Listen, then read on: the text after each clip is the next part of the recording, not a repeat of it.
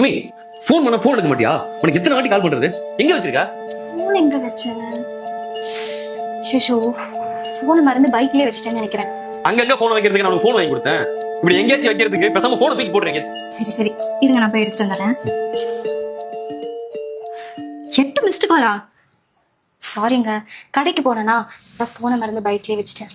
இங்க பாரு, ஃபோனை எங்க போனாலும் கையிலேயே வச்சுக்கோ. நான் ஃபோன் பண்ணா தயவு செஞ்சு எடு, புரியுதா? சரி, இனிமே கையிலேயே ஃபோன் வச்சுக்கிறேன். எங்க போனாலும் கையில எடுத்துட்டு போறேன், சரியா? சரி. 8 வாட்டி கால் பண்ணிருக்கீங்க, அப்படி என்ன முக்கியமான விஷயம்? அது ஒண்ணும் இல்ல, விடு.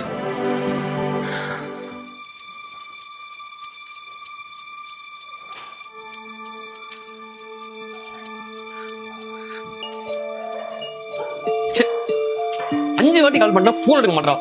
என்ன பண்றான்? கொஞ்சம் மிஸ்ட் காலா?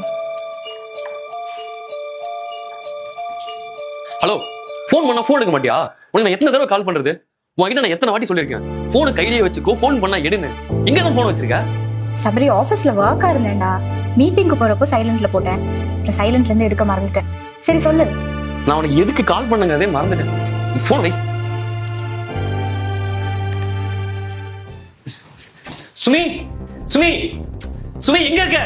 இதோ வரேன். என்னடா? சுமி எங்க போன? பாத்ரூம்க்கு எதுக்குடா போவாங்க?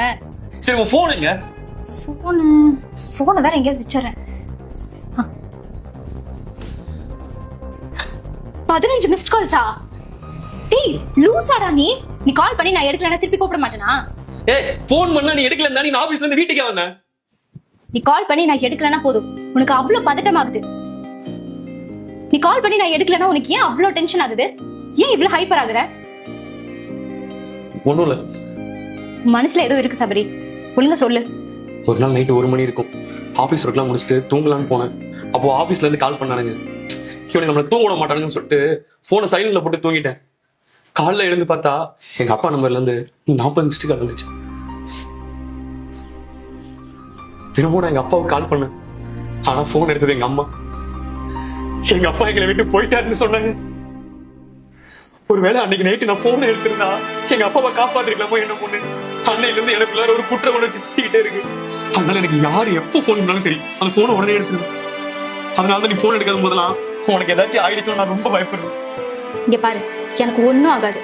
அவ்வளவு சீக்கிரம் எல்லாம் உன்னை நிம்மதியா விட்டுட்டு போக மாட்டேன். சரி, இனிமேல் போன் பண்ணா மட்டும் போன் எடுங்க. சரி, இனிமே நீ எப்போ போன் பண்ணாலும் நான் கண்டிப்பா எடுக்கிறேன். அப்படியே பிஸியா இருந்தாலும் கண்டிப்பா மெசேஜ் பண்றேன். போனை கையிலேயே எடுத்துக்கிறேன், போதுமா?